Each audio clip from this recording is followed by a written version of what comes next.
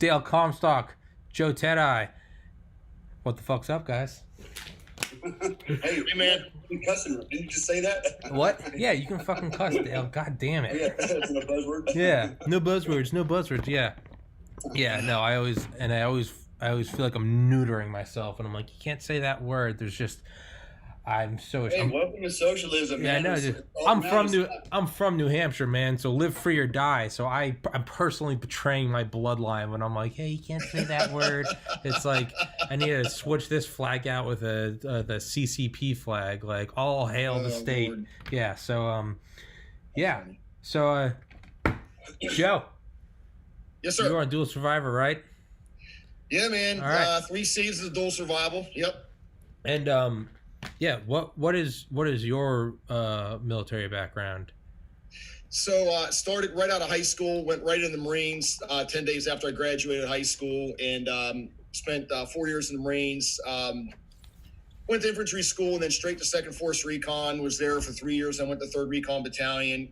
I was kind of disenchanted, dude, with the Marines. Nothing against the Marine Corps, but like I had certain visions about spec ops and stuff, and unfortunately at that time there wasn't MARSOC. Yeah.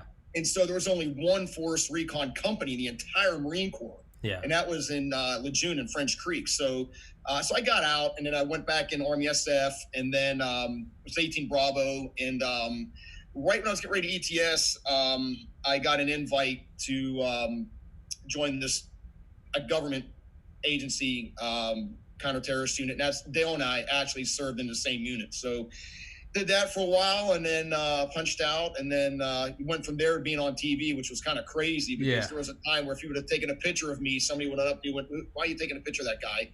Yeah. And next thing I'm on national TV. So I went from black to black to white to white. Yeah, you know? yeah. It went from to like and action to like, sir, you're gonna need to leave the premises now. Like this did not happen. Yeah. So was that Delta or was that the other one?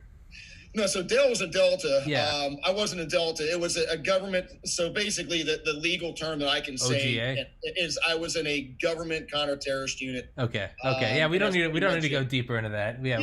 And Dale was there. Actually, Dale was there before I was, and so, but yeah, Dale could probably talk a little bit more, like as far as like, dude, it was a really. I mean, I know guys that served in Delta and like SEAL Team 6. Once they get out, they can tell people that they served in those units. Obviously, while they're serving there, they can't. But the unit that Dale and I served in, it's pretty much secrecy for life. Yeah, that's it, dude. It was that black. Yeah, and Dale will tell you. I mean, tell him he's been on both sides of the fence. So yeah. So when my podcast blows up, can I hire y'all as my security detail so I can talk shit to everyone? No more buzzwords. I'll be like, come at me. Yeah. We can work something out, dude. Yeah. Joe's, to Joe's point, it's my dad used to always call the alphabet company. It's like everybody's afraid to say the real name. So whatever, and we are held to non-disclosure agreements, things like that. We are told what we can say. The funny part is everybody that was overseas with us, they know exactly who we were. Okay, even though we were in a fake name or whatever. So we come back to the States. They're not held to those same non-disclosure agreements, right? Yeah. They can say whatever they want about us. And so that's actually happened. It actually happened to me on national TV. I got called out on the opening of a big show. And I won't mention the name, but the host, but basically she introduced me as being part of this organization. And I'm like, holy crap, man. So at that point, I had an invitation to come back anytime I wanted to, but as soon as she did that, pretty much she locked that door forever for me. So I wasn't that mad. I was kind of like glad because I didn't want to keep going back. Yeah. Drinking from the well. I mean, it was a good job. It was very, very, very dangerous job. In fact, I would tell you that it was as dangerous, or maybe even more dangerous than any special forces or Delta mission I've ever been on. And the only reason why is because, basically we operated downrange as one or two other Americans, and we were surrounded by guys that we hired locally, indigenous guys that do the pipe hitting for us and with us. So you were basically out there on your own all the time and doing the same thing where the regular Army the big Army and Special Forces and others, they had a hell of a support apparatus behind them, medical, air support, etc. Whereas you were out there on your own, man, and whatever you had with you, that's what you had with you. It's kind of like my mission in Yemen, where I was downrange with 11 mercenaries all total, French Foreign Legionnaires, a couple SEALs, Israelis, and me, and we had no backside support. We had nobody to get us out if we got in trouble. We had no QRF, no air support. We had nada, man. Whatever we had on us, that's what we had to fight with and survive with. So that's kind of the organization that Joe and I did work for, and so it's one of those things. For me, I got to account for 9.5 years of my life if I go out and get an employment, and it makes things kind of tricky. But so, anyways, I remember when I was in Delta. When I was going through training, we went through basically tradecraft training, or some people call it streetcraft. Basically, it's how to avoid detection, avoid surveillance, pick up surveillance, those types of things. How to do dead drops and secret messaging and things like that. Uh-huh. And we were given a cover story, and I remember my instructor. I can't remember his name right now, but older guy, he kind of grumpy guy. And I remember he said. He said a cover story is nothing but his words were a GD lie, right? He goes, nothing but a goddamn lie. And he goes, and we're teaching you to lie. He goes, that's your part of your job, And so, that's what you have to do. As working for the government, we were trained to lie, and it was for a reason, for operational security and those types of things. But anyways, so that just a little bit to kind of expand on what Joe was saying about our backgrounds. But I'll let Joe take it from here. Yeah. It was funny because everybody, they think it's cool traveling and alias and all this stuff. Dude, let me tell you something, man. That freaking sucks. Because you check into a hotel somewhere and you're used to signing your name, and all of a sudden you're like, oh, shit, I need another piece of paper. Yeah. And you crumble that one up. And, so it was I got to tell you, I didn't come from where Dale did, but I can tell you what it did for me personally is it bumped my game way up because, when I got picked up and I went through the whole process, I only had a secret clearance. You had to have a TSSCI with a polygraph. And I was told when I got there, 50% of the guys don't even pass the polygraph. Jesus. So, and they wanted you to have a minimum of 10 years in a soft unit, blah, blah, blah. I mean, all this stuff was being told me. It was like, well, I'm not going to make it, but I'm going to give it my best shot, because we had guys like Dale and guys from, SEAL Team 6 showing up. And I'm like, well, I didn't, I wasn't in those units, but what it did for me from a mental aspect is it really kicked my game up, man. Yeah. So when I made it all the way through, got my security clearance, did my board interview, all this other crap, these gates that they called it. And then my class picked up and I went through a 6-month operator course, and it was all the stuff that Dale was telling you and then some. A lot of shooting packages, a lot of very specific schools that teach you very specific skill sets that somebody that was doing what we were doing would need, far outside of what a regular vanilla soft unit would need to know. So anyway, and then of course you go to the shooting schools and all that stuff, and it really, from an operational perspective, for me, it really bumped me way up the food chain because I had a pretty big chip on my shoulder, man, because I see these guys I'm working with, been in Delta like Dale and guys who are in SEAL Team 6 and stuff, and they're at the tip of the spear, and I'm like, all right. And by the time it was all said and done, not to pat myself on the back, but I was out shooting 90% of the guys. Matter of fact, I went to one of Jerry Barnhart's courses. I don't know if you know this or not, but if you go to one of Jerry's courses, he'll at the very end see everybody shoots, and then you'll do like a competition. And at the end of the day, whoever wins gets one of these hats, and they're very sought after. The black's got a black flag, and on the back it says Barnhart Performance. And I actually won 2 of them. And so I was like, yeah, man. So my confidence, bro, you know what it was? It was my lack of confidence, even though it was a former Marine and Green Beret, but it was it was a different level, man, because everybody there were rock stars. Yeah. I remember going through one of the courses, like Dale was saying, I can't remember this dude's name. Same thing, was kind of a grumpy older guy. He was a former Yosemite Sam. He was like an MI5 guy, and he's like, you know what? You think you're good enough to be here? And I said, yeah, I think I'm good enough. He says, well, guess what? We don't need good. We need great. Yeah. And I was like, Damn. oh shit, I'm just going to shut the hell up from now on. Yeah. You know what I mean? Yeah. So, but it was a great experience. I got to do a lot of things that I never thought in a million years I would get to do in special operations, not in my most wildest dreams. And it was only because that unit, that's what their mission was. Dale's right. You're out there flapping by yourself. You know, they used to say you're a yo-yo. You're on your own. You know, you get hemmed up somewhere. Joe who? Yeah. Never heard Plausible of the guy. deniability. It's like delete button. Yeah. We don't know who that is. Yeah. A lot of guys didn't dig that because they came from SF and the SEALs and stuff. Like, well, you don't leave anybody behind. Well, let me tell you something. In that game, your ass is new mode grass if you get hemmed up somewhere, dude. So, but anyway, yeah, great opportunity. Got to work with guys like Dale. Dale and I've been friends for a long time. I learned a lot from the guy.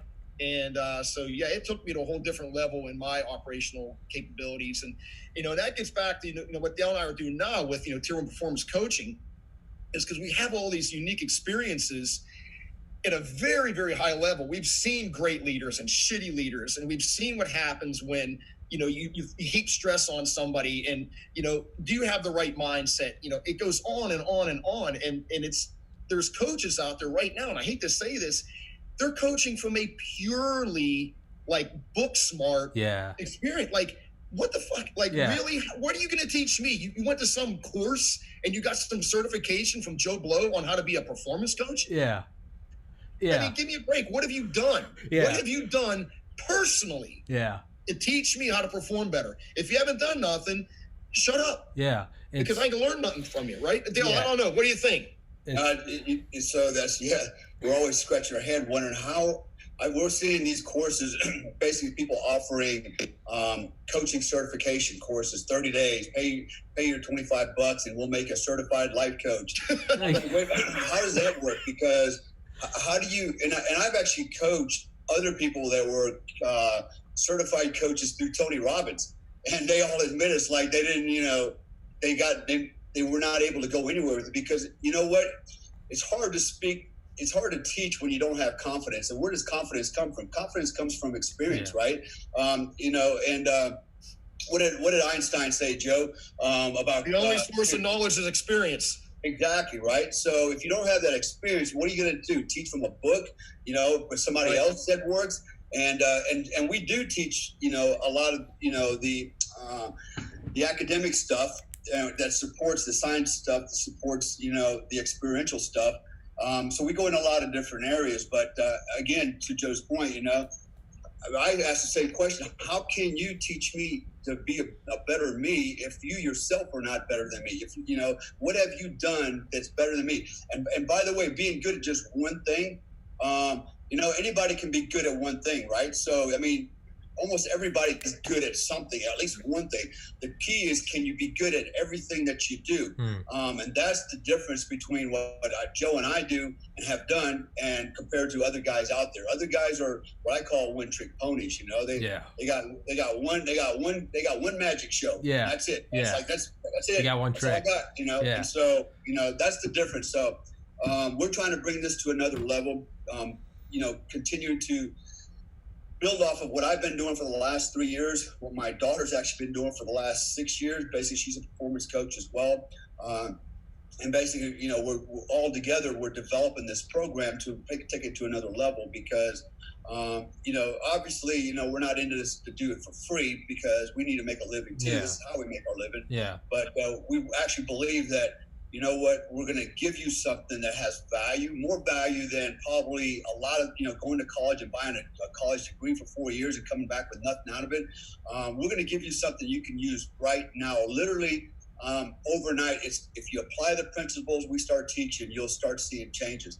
And it's really the reason why Joe and I have succeeded is for the very reasons for the very things that we're going to teach. And I've actually been doing this for, you know, I didn't know I was doing it. Joe didn't know he was doing it either.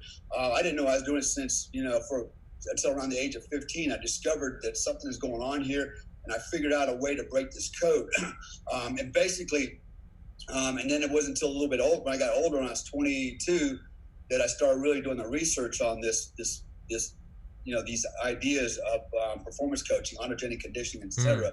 And I realized that this was actually a thing that works. And so Joe unwittingly has applied these same principles.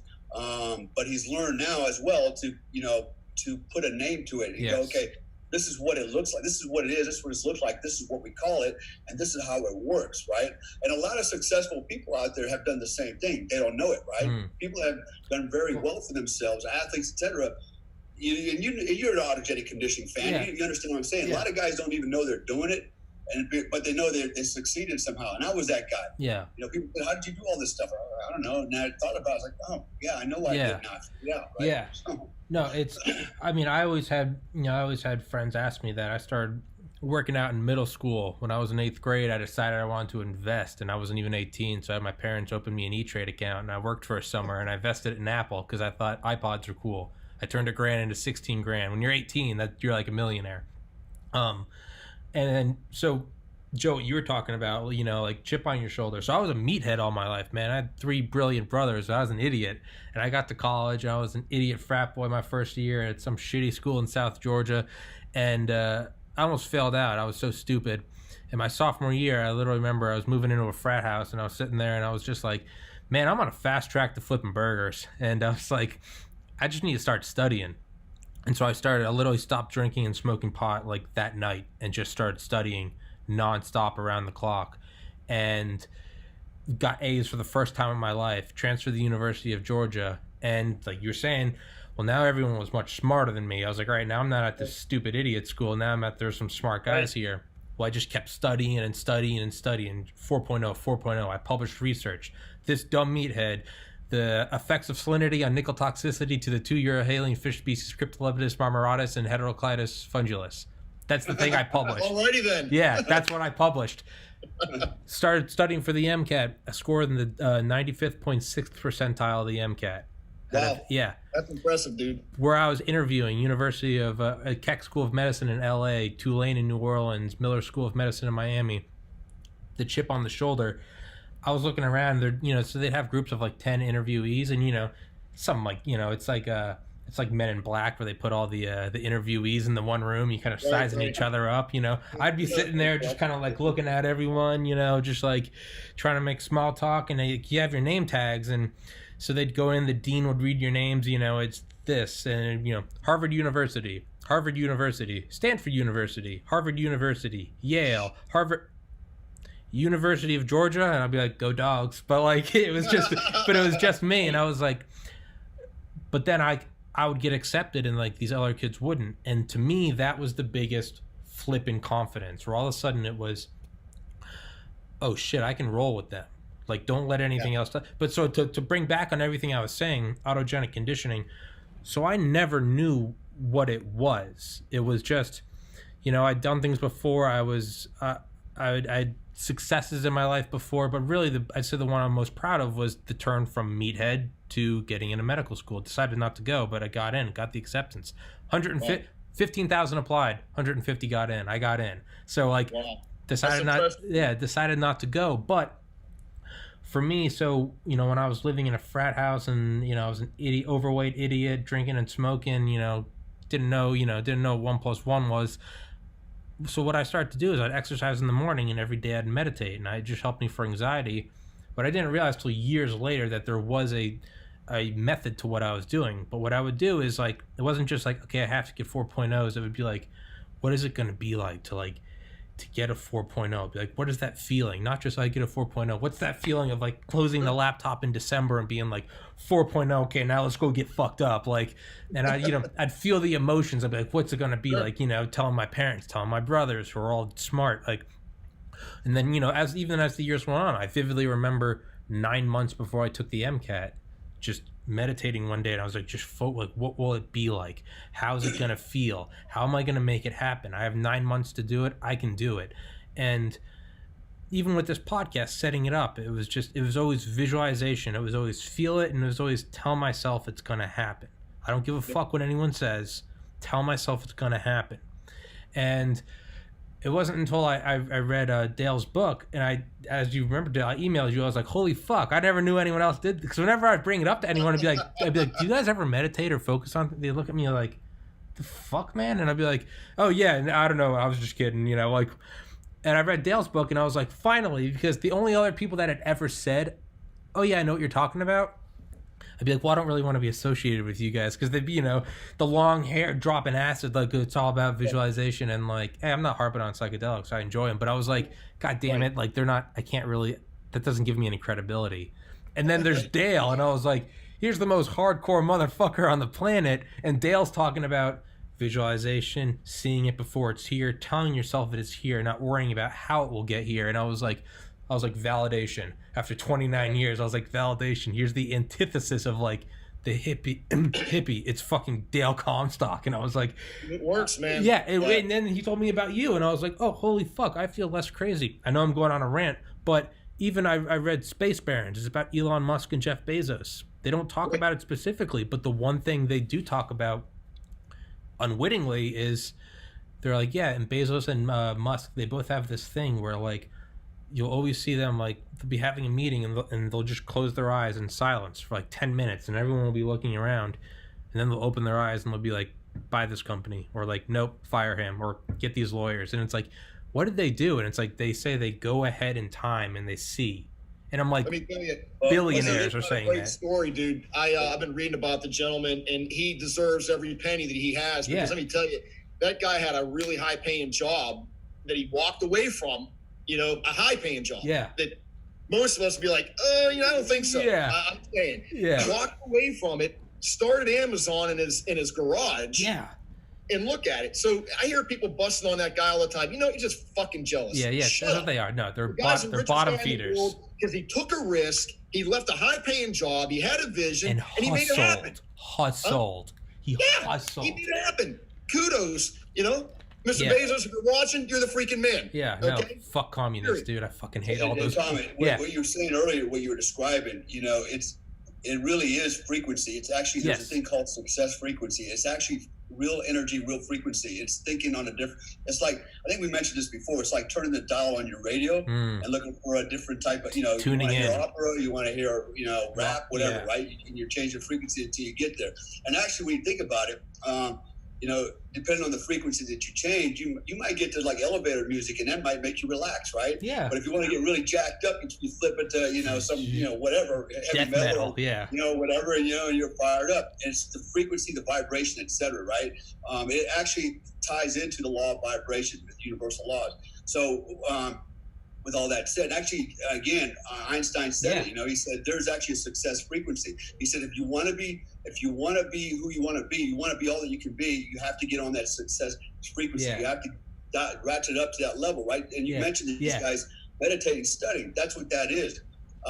Joe and I are basically what our program has. Just put this out there is. What we're pushing is this is proprietary. Nobody else has this. Nobody else does this. Nobody else knows it the way we do it. It's called psychosoma training, what I call mind-body engineering. So it's connecting the mind and the body to work together, right, through frequencies. And so that's the key to success. I saw an ad yesterday on Facebook, and it was promoting Alpha. I think it was Alpha Mind or something like that, right? Alpha Waves, right? So, and they're saying you can take a pill and it gives you the Alpha Waves. I call bullshit on that. You can't take a pill to get Alpha Waves, right? To make you superhuman. It's really the energy that you have is derived from within. You generate it from within, right?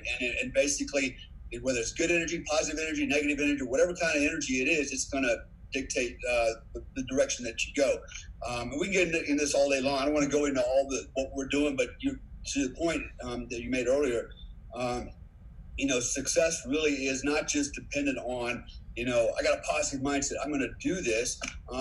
It's methodology, and you already know that. It's thinking a certain way. You actually said it a few seconds ago. There was visualizing it in the here and now and actually feeling it, sensing it, as well as saying, is a positive affirmations.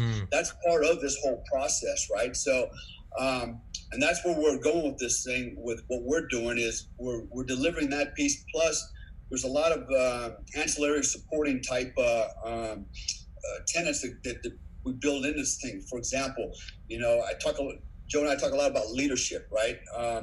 You can't, if you want to be successful, you've got to be able to lead yourself. And what does that mean, right? So we really dig deep in that one, self-leadership, right? And not to be confused with leading other people, it's leading yourself, right? So It means developing certain habits, et cetera, and a certain mindset. So anyways, Joe, and by the way, you mentioned something a minute ago about investing. So Joe, believe it or not, was a Wall Street investor too, among his other things. So tell me about that story, Joe. Oh, yeah. So, yeah, man. So in between my Marine Corps and Army career, so I got out of the Marines, and I had a cousin that lived in Vegas. He was a percussionist with Wayne Newton. Oh, and shit. So I was getting out, and I ended up calling him. I was real close to him. He's like, "Hey, man, why don't you come and hang out in Vegas for all?" I'm like, "Shit. Yeah. I'm 21 years old, Yeah. Off to Vegas I went." So I left Okinawa, Japan, flew to Las Vegas. And long story short, after about 6 months, I ran out of money, and so I met this woman, and I started dating her, and she was a stockbroker, and she said to me one day, she's like, "Why don't you become a stockbroker?" I said, "Look, I haven't even been to college. Yeah. I barely graduated high school." She's like, "You don't have to have a college degree." Yeah. I'm like, "Really?" She's like, "Well, you do have to pass a very hard test, the Series 7 and the 63. And I said, "Oh boy, it's a lot of math." And she's like, "Yeah, a lot." I'm like, "Oh boy, that's like my worst subject in school. Like, whatever, trigonometry, can't even spell it." Yeah. But anyway, it wasn't even that. It was, adding, subtracting, multiplying, dividing, percentages and that shit. But anyway, long story short, so I told her, I said, "I don't even have the money to go to the course." It was at UNLV, the University of Nevada, Las Vegas. It was called the Longman course. And so, like, you had to buy books and stuff. She's like, "Look, I'll loan you the money. I know you'll do well. I'll tutor you."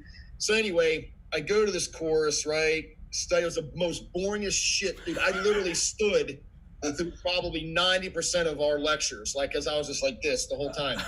So I was just standing there, splashing water on my face, doing the old school stand up if you're falling asleep, right? Yeah. So anyway, long story short, I take the test and I passed the first time. Woo. Which is unheard of. Like, they say, like 80% of the people don't pass the first time. Well, Bear Stearns said, if you pass the first time, we'll give you $1,000 bonus and all this other stuff. So anyway, I paid her back, and I was a stockbroker for 5 years. And so I ended up getting my registered investment advisor license as well. I was mildly successful. I was, 23. I would say I got it at 22. Yeah, I was like 23, and I was rocking and rolling. I was making like $75,000 a year. Yeah. Back then, that dude, like you said, I was like, yeah, 20 year millionaire. Yeah, I'm a billionaire, right? So living in Vegas, partying hard, all thing. But anyway, I learned a lot about the market. I still trade to this day by myself. I've traded cyber currencies, and so it was a great learning experience for me. But what it did, again, like Dale and I talk about this all the time, you take all these tools that you just gathered along your life. I picked up a wrench and a hammer and a screwdriver. Well, I got to tell you, man, I remember this dude's name to this day. And I'll tell you, he was one of my mentors. His name was Mark Behringer. And I'll tell you right now, this dude could sell a freaking ketchup icicle to a lady in white gloves. And I swear to you, brother, this guy was the consummate salesman. So I learned a lot about the sales process. And it is a process. Yeah. And back in the day, dude, like, you were like hand dialing. You had to make Wolf of Wall Street. I swear to you, 400 calls a day. Yeah. Before you could get up and leave. Yeah. I believe you. So it was an interesting part of my life, but I was the round peg in a square hole. I was, like I said, mildly successful, but my passion, I still had that. Like, I want to do more in this military stuff. Like, I still had, there was something I had to satisfy. Yeah. So I cut away and then went SF, and so I went, and real funny. So, I was in relatively decent shape, but I hadn't put on a rucksack in years, right? And SFAS, Special Forces Selection, it's all rucking. Ruck, team events, you're just rucking, right? And your feet just get turned into shit. And I remember when we showed up, they shake you down, make sure you don't have any, contraband. And I had a brand new pair of jungle boots in the box. And I remember this instructor coming up to me, and he opened up the box, and he says, "Have you worn these yet?" And I'm like, "No, sir." He's like, "Don't even unpack." But I gotta tell you, my feet were just, oh, bro, it was. I mean, I had blood blisters the size of an egg on the bottom of my feet. But anyway, I made it, and then off to the Q course I went, and other schools and whatnot. But yeah, man, a stockbroker, and of all things, people just don't relate to me as a stockbroker. Yeah, man, had my Series 7, my 63. Oh, and my 24. I had my options principal license and a registered investment advisor. But, it was fun. Very stressful, though. Yeah. Because it was a zero-sum game. Every month, back to zero. Yeah. Back to zero. Back to zero. Yeah. You didn't pull your weight. Boom. Well, yeah, you could Tom, say that. I want to say something real quick. So I was watching the news yesterday. Actually, Fox News, and they had Mike Rowe from Dirty Jobs on there, right? And he was talking about, which was kind of interesting, was, the government goes, all non-essential jobs, all non-essential, employees and businesses need to shut the doors, right? And he came back with a pretty good, retort. He goes, define what's non-essential, because who is it non-essential to, right? Because everybody's job is essential. Everybody's livelihood is essential. How can you discount it, right? Yeah. And so in this case, words matter. But what's interesting is Joe and I have been putting out some webinars and some videos on our Facebook page talking about this very thing, right? If you went into this situation we're in right now, and you only have one skill set, one job skill, right? And all of a sudden you go, damn, I'm out of a job. What am I going to do now when I come out on the other end of this thing? You made a huge mistake before you ever went into it, long before we even got to this point, right? And so this guy, Mike Rowe, made a point. And the reason I'm putting it out there is because he said a lot of people, if all you have is a hammer in your toolbox, then every problem looks like a nail. Yeah. Right, and you kind of beat it with a hammer, right? Yeah. But if you put a lot of tools in your toolbox, right, you have different tools for different problems. Okay, and so, Joe was telling, he's explained to you that he was a stockbroker, he was a Marine, he was an SF, he's on television. You know about my background, and that's the point to all this thing. There's people out there right now sitting at home, and I'm seeing the videos all over Facebook, right, and even on the news, they're taking videos of the kitchen. Hey, we're stocked with food. I got my Xbox borrowed from my neighbor. We're watching games. We're hanging out with the kids, and everybody's like, "Hey, enjoy the family time." And this might be a blessing in disguise. And I tell that to the guy that just lost his job, that has no money, he can't make the rent. Okay, and he's got kids to feed. Is that really a blessing, or is that a curse? Right. So, but now, with all that said. Okay, just because you go into this situation with, limited skills, or maybe you go into this situation with a lot of skills, okay, that doesn't guarantee that you're going to, and I don't like to use the word survive, right? Survive means you're just like hanging on by your fingernails. You come out there and I'm a survivor. I made it. I got nothing left. I survived. And I like to think of it as being a thriver. I like to, embrace the suck, as we used to say. Of course, we're going to take this opportunity and we're going to embrace it. It's going to suck.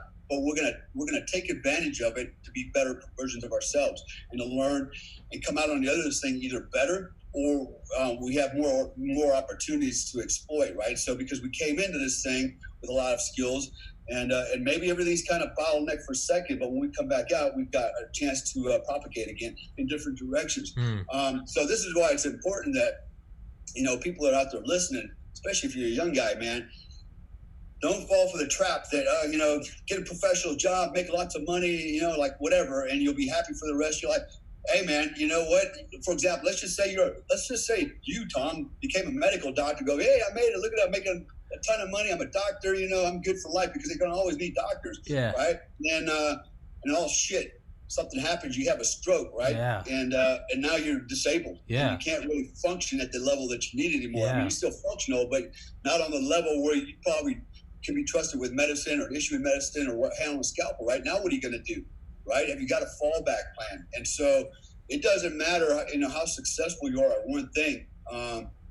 If that can always go down the toilet for you, man. And you better have a contingency plan. In fact, Joe will tell you in the military we have what we call PACE plans for communication, which is primary, alternate, contingency, and emergency, right?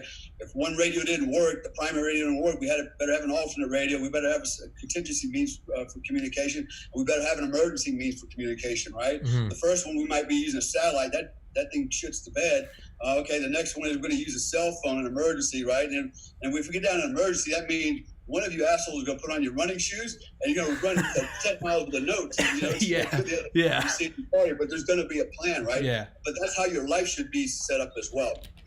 Joe, you want to add something on that? Yeah, man, absolutely.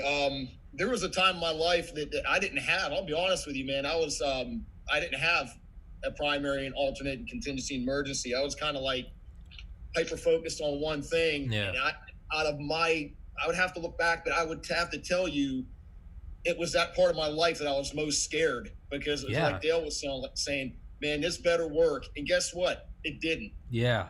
One thing that I've learned about life, and I think you, Tom, you can attest to it, and Dale, is when you think you're lining up everything dress, all you're doing is inviting Murphy to the freaking party. Exactly. He is just sitting in wait. You're putting together the card castle and you're handing your friend a slingshot. Dude. And you're like, okay, break my heart. Like, who is ever listening to this, you can take this to the bank if it's open. Yeah.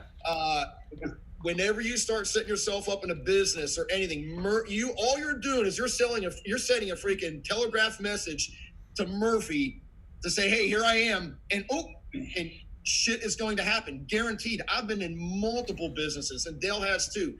Some worked out, some didn't. But you better have backup plans, guys. And I'm here to tell you, the times I've fallen flat on my face, our backup plans had holes in them. Mm-hmm. And I'll be the first one to admit it. And unfortunately, I was like a minority owner or minority investor in these businesses, and I only had so much pool. And I'm like, guys, we're screwing up. They can't do this. Yeah. No, it's going to be okay. Here, let me give you one example, and I'm going to bust some people out right now. So if you're listening, like my grandfather used to say, tough shit. Yeah. So there was this company. This was in 2007. It was called YRT2. And they were like on the cutting edge of the smart house, when you walk in. Yeah. Right? And so all these people I knew that had big bucks, like multi-millionaires, were investing in this. And one guy in particular, I'm not going to mention his name, very successful guy I know, invested a lot of money. And he told me about it.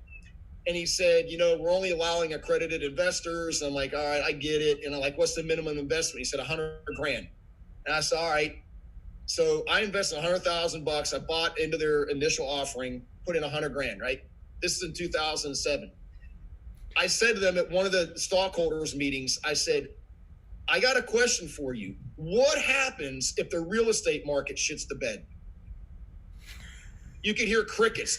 Bam! 2008, the bottom falls out, the company goes bankrupt, and I got a $100,000 stock certificate that ain't worth the fucking paper it's printed on in my desk drawer right now. Yeah. There you go. Yeah. There you go. Yeah. That is textbook. I remember this one guy saying, Mr. Ted, the market's strong. We're in a good market. They had contracts with all the big builders. They were going to go put in all the lines and all the fiber optic cable, and everybody was counting their money. Ooh. Yeah. Bam, dude! It was over in 6 months. They went tits up, done, and I was out $100,000. Let me tell you, bro, that hurt. Yeah. Well, I mean, it's there. So yeah, I mean, just talking about lining everything up. So man, in college, when I started studying nonstop, dude, I did not have a social life. I went to the #1 party school in the nation. I went to one football game after 3.5 years there, right? I did not go out. I had so much ass thrown at me. This is when I was in great shape. I had so much ass thrown at me, and I was nope, I got work to do. Finally, aced the MCAT, published my research, get my 4.0s, applied to med school, started dating this girl my last semester of college, fall 2013. I'd put off everything, like now it's going to be good. I had lined everything up. Got into med school. I'm going to be Dr. Kerrigan. I'm going to start making bank. I know I just threw away my 20s, but I'm going to have fun when I got money. Got my girlfriend. What could go wrong? Graduate December 2013. April 15th, 2014, my oldest sibling took his life. Suicide. Gone. I had a perfect storm of having never lived, right? Because I just studied. So I went through this like midlife crisis at 23. I was 23, I was 24 at the time. I went through this midlife crisis of like, I didn't live in college, and I went through an existential crisis of losing a sibling to suicide. Right. Sure. And I went through just like the general like not knowing how to grieve, because I went from always just I literally used to have written above my desk, "Don't depend on anyone for anything," and it was just like, so I went just from this like this psychopathic hustler, like I get it done, to like all of a sudden this wasn't a weight that I could lift or work harder at. This wasn't a test that it was like, okay, I failed it, but I can take it again. It was, I mean, it was like trying to fight smoke. I was like, how do you deal with losing a sip? Like, what could I have done? The depression, the anxiety, and it coalesced into gaining 67 pounds in 2 years. And shout out McDonald's. It was just taking every pill, smoking everything, drinking nonstop, to finally moved home in 2016 and just still losing weight. But I lined everything up, and it was just like, it's perfect. And literally, it was God took a baseball bat and was like, surprise, motherfucker. And it just, so I'm going on a rant, but finally this past August, I was like, you know what? There has to be multiple tiers to this. And I was like, I would like to start a podcast, but I also started online graphic design school. And I was like, start sending out portfolios now. So if this fails, I can do. And what did I also do? I went and got a job for this. I had a job, but coronavirus, I have a job for the rest of this year. It's like, so I'm setting out these multiple, like, I would love for the podcast to work. If it doesn't, graphic design degree, I know I can make. That's another thing. Taught myself graphic design. I was like, I can make that work. And if worse comes to worse, I can work at a bar. But it's like, set up these multiple tiers, because not only does setting up one tier invite Murphy to come kick you in the nuts. Know what I found, man? I found that when you set up multiple tiers, Murphy's not even attracted to you. He's like, that's gay. I can't fuck with that. Or you become a hard target. Yeah, and he's like, I'll go fuck with the other guy. Exactly. Like, when you have, hey, you guys keep talking, I have to go piss so bad. Sorry. Where'd you find this guy, Dale? Hey, where'd you go, man? Ain't that true though, man? What he said is actually true. When you got like one iron in the fire, Murphy can just, and guys, who's ever watching, we probably need to explain this. A lot of people might not even know what we're talking about. We're talking about Murphy's Law, which basically says, when you count on everything to go right, Murphy's going to show up and throw, a wrench to your plans. And it happens. I mean, oh my God, I could sit here for 3 days and tell stories about this. I know you can too. One thing I just mentioned with Dale before, I was on a mission in Afghanistan. We're doing our comms check. We're getting ready to leave the gate. Everybody's, checking their emitters, doing comm checks. Literally, we drive about a quarter mile down the road. No comms for Joe. I don't know if I dropped my fill. I don't know what happened, but I had 0 comms through my emitter, and I was on the assault force. And so I actually just end up switching out with a guy. And again, that's changing on the fly. I'm like, I got no comms, dude. There's no way I should be on the assault team. So I pulled security, So anyway, that it happens, guys, and count on it. And that's why you've got to have backups to backups. And I don't know, it also makes you sleep better at night. Knowing that if somebody pulls the rug out from underneath you, it's like, all right, you pulled the rug out from underneath me, but I got a safety net there. But true, man. It's like, I've always had multiple streams of income of some kind or another, man. And if I lose one, I try to build another one back up so that, like you said, like right now is classic example, right? So, people are losing. My business in Indonesia is struggling, and who knows how it's going to work out in a couple months. It may shit the bed or it may continue on. I don't know, but and I'm here in Florida. My wife is in Indonesia, right, and she's got to manage that. I've got to manage this, and I've got to, but I have other means for making money. That thank goodness it's passive income, right? Royalty checks, stuff like that, to kind of at least make sure I got food on my table, food on their table if it comes to that, and a roof over the head. But, the other thing, you mentioned something earlier about, Murphy. So Murphy, for everybody listening out there, Murphy comes in many forms, okay? And Murphy's not just, a wrench, okay? Murphy doesn't show up as just a wrench into the cog and screws everything up. Murphy also shows up in the form of your friends and people you never thought were your enemies, man. And they'll be the first ones to come along and sabotage everything you've worked on. And there's a saying, with success comes enemies. And Joe and I know that better. Well, we know that as well as most successful people out there, because everybody, I think will have a story to tell you. Good Lord knows how many times I've talked to people that started a company and they had the same story I did. Their ex-business partners stole their company from under them, or blackballed them somehow. So money changes people, man. It changes. Money is very powerful. It changes people all the time. Greed, they lose their damn mind, man. And so, and it's not just partners, or business, associates. It's also those that have nothing to do with your business, the jealous ones. And trust me, they're out there. Joe and I both get hammered by these basically nobody guys and girls that just have an agenda, and so, we have a choice. It's like we can sit there and swing our guns around and engage them, or we can just pop smoke behind us and just keep moving forward, which is what we choose to do, But they always try to get on a helicopter and fly in front of us and do another ambush along the way, and we have to, temporarily fight through or diverse. But the point of this, what I'm trying to say here is, Murphy comes in many forms, and I call them fire starters or firefighters and fire starters, right? Or fire lighters.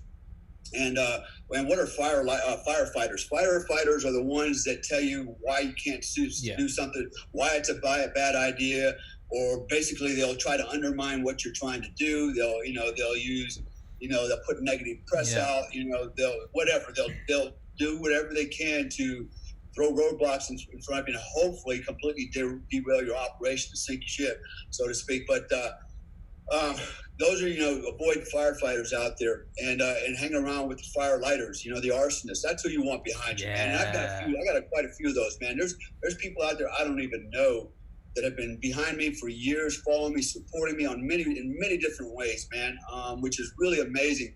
The other thing I found is when I've hit some hard times, we all going to hit them.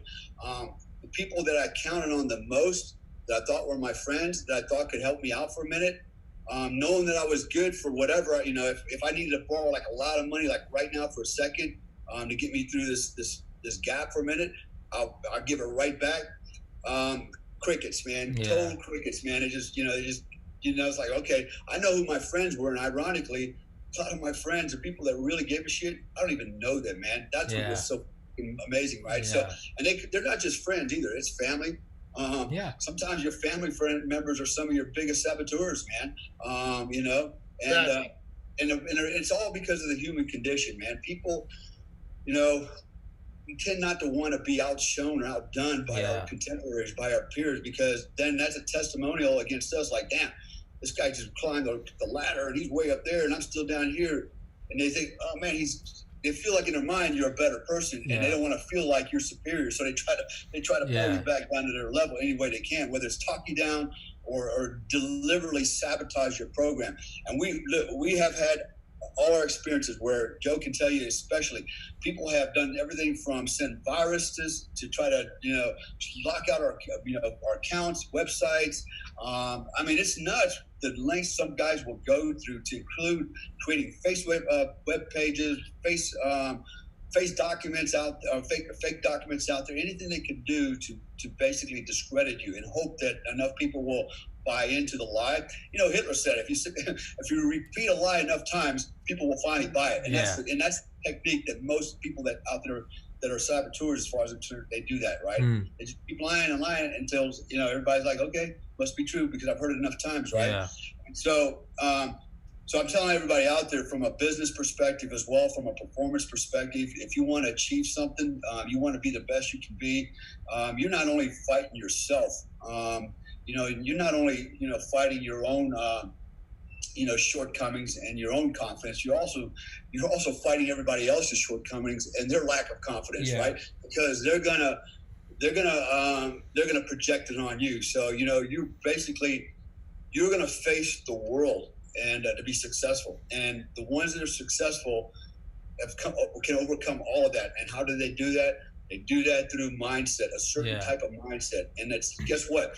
It's less than 2% of the population. Less than 2% of the population will achieve all their goals. Look, everybody can do one. Everybody can, do two goals. Yeah, I'm good, But try to just take on an arbitrary goal and go, Let me see you do it. Yeah. Can you do it? It's like shit, you know? Yeah. Usually they That's, can't. hey, Dale, that's kind of like what I was doing. So Tom, you might not know this, but I was training for an Ironman, right? So I've done a few sprint triathlons in the past, and they were, I don't want to say they weren't challenging. I mean, but at the end of the race, I wasn't like, oh shit, I need a vacation. You know, I was actually fine.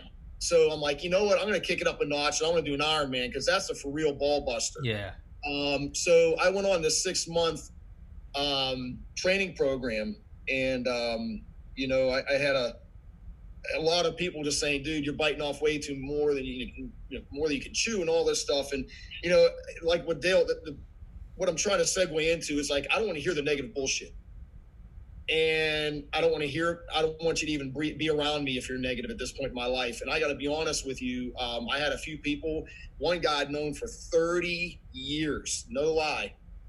And every time I talked to this guy, it was negative, negative, negative. I said, bro, don't you have anything good to talk about? Yeah. And it just got to a point where it was affecting me, because I knew when I was getting my phone rang, I'd be like, oh man, This you know, guy. here goes negative nanny. I told him one day, I said, let me tell you something, brother. I said, I'm going to give it to you from the hip. The next time you call me and you blow my phone up with negative bullshit, I'll never talk to you again. Yeah. And guess what? He did. Yeah. And I haven't talked to him since. Yeah. And for those of you that are watching, you're like, man, what an asshole. No. Let me just say, there's a saying I have, and this may sound selfish to a lot of people, but this is a fact. You know, I may love you, but I love me more. Yeah. And let me tell you something. This guy was affecting me in a negative way. And what Dale was saying is 100% true. You know, if people start trying to sabotage your life and just throwing these freaking ball bearings in the machine work, man, you can't even get within 100 feet of me and do that. Right yeah. Yeah, you're done, dude. I'll cut your ass away like a bad parachute. Like, Yeah. I'll give you one warning, Yeah. and after that, you're done. Poof, I'll cut you away. Because once I got rid of these people in my life, now look, it hurt. I almost called the one guy back, and I'm like, God dang. But I was just, I can't do this because it was affecting me so bad. And I'm glad I didn't now. I got over the pain of doing it, but I am in a much better place. Yeah. I don't worry about the phone ringing and going, oh man, Yeah, fuck this guy. Yeah, and sure, my circle of friends have gone like that, but the people I do have in my life, like Dale and my other friends, these are positive people, man. They're high energy. You know, those are the people I want to be around. And one person can unravel that whole thing. You may have 5 positive people in your life, but let me tell you, it's that one pain in the ass, that fly in the ointment that unravels everything else. Yeah.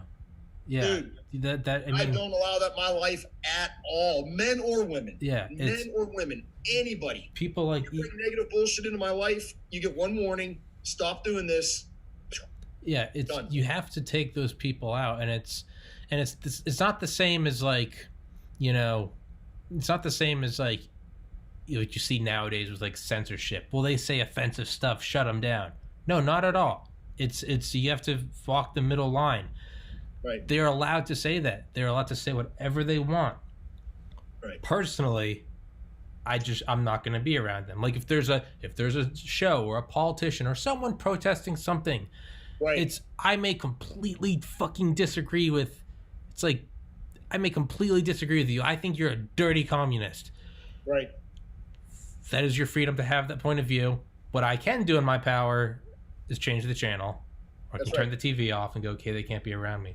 What I wanted to bring up was but there are people in your life, those negative people, that just, they're the rain and you and your friends are trying to build a fucking fire. Sometimes you can't get rid of them. Sometimes you live with them, or sometimes they're your colleague and they're next to you. What I found is that there's a certain, I remember Joe Rogan said it one time years and years ago, and he's like, if you can't get rid of them, you truly can't get rid of them because of just circumstances. They are by you. He goes, start looking at it as they are your spiritual sparring partner. Look at them as like, okay, I can't get rid of their negativity. That just means I have to crank my positivity up a couple notches. And you look at it as like, it's like almost like those basketball players that will train with the weighted vests, so when they take them off during the season, they can do better jump shots. that's how I try to look at it now. Is when I am stuck with negative people day in and day out for years, I'll be like, okay, I just gotta step my game up. This just means that every time they say something, I just gotta be right back with like, deflect it or non-reactive, or just tell myself like, it's gonna work. It's gonna work. Because what that does mean is when they finally are gone, you've just been training for the real world. So you're gonna go out there and someone's gonna be like, your podcast sucks. Like, man, I've been training for years for this. Just like, you're not even thinking twice. It's almost like when you train, and like I've heard Dale describe it, it's like you don't want to train to where you have to think about like, what move do I do next. You train to the point where it's reflexive. You don't even think about it. So you want to you want to get to the point where you're like, you don't even have to think, okay, let's be positively. Someone's like, your podcast sucks. You're like, fuck yeah, it does, buddy. You just keep walking, like, you know, like whatever. It's so, yeah, you got to cut them out when they're shitty. My favorite sayings, Tom, is amateurs train until they get it right. Professionals train until they can't get it wrong. Oh, I like that.